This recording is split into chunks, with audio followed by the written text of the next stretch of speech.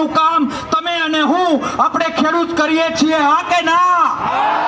અને એ રોટલો પૂરો પાડનારને જો કોઈ જખમ આપતું હોય, રોટલો પૂરો પાડનારને જો કોઈ હેરાન કરતું હોય, તમારી અને મારી માં જમીનના રેવન્યુ હક ઉપર કોઈ તરાપ મારતું હોય તો તમારા અને મારા બાપ દાદાનો ઇતિહાસ છે કે જ્યારે માનો સવાલ આવે ત્યારે તલવાર ખેંચી જાણતા પણ તમને ને મને આવડે છે. ખેડૂતના દુશ્મનો તમારે ઘરે આવશે, તમને સમજાવશે, તમને કહેશે કે આમ કરો તેમ કરો. 100 રૂપિયાની વસ્તુના 15 રૂપિયા થઈ ગયા, 25 લાખ વીઘાના હતા ત્યાં 5 લાખ થઈ ગયા. એ ઉપરના 20 લાખ આપવાની ઓકાત હોય તો ચા માંગ, બાકી તું ચાને લાયક પણ નથી, એવું એને સ્પષ્ટ કહેજો. ડરતા નહીં, હારતા નહીં.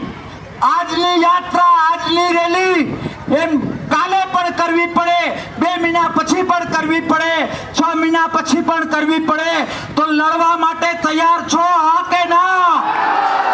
ખેતી માટે ખપી જવું પડે તો તૈયાર છો, હા કે ના? દેશ માટે કુરબાન થવા માટે, ખેતી પ્રધાન દેશમાં ખેડૂતને પ્રેમ કરવા માટે તૈયાર છો, હા કે ના?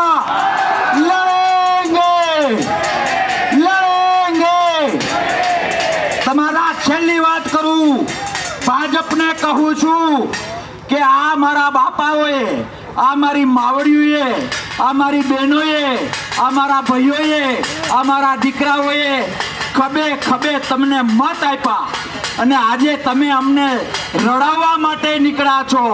ખેડૂતમાં એ તાકાત છે, કિસાનમાં એ તાકાત છે.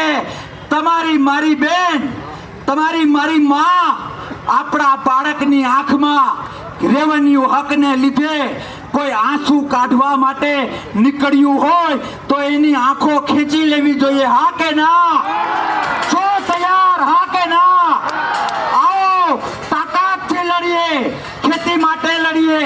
એને 196 ગામ જોઈએ છે, 196 ગામ જોઈએ છીએ. અરે એને કોક યાદ અપાવો. શેઠા માટે ભાઈ ભાઈને કાપી નાખે છે અને તમારે શેઠા માટે ભાઈ ભાઈને કાપી નાખે છે અને તમારે 196 ગામ જોઈએ. શરમ નથી આવતી? લડવું પડશે.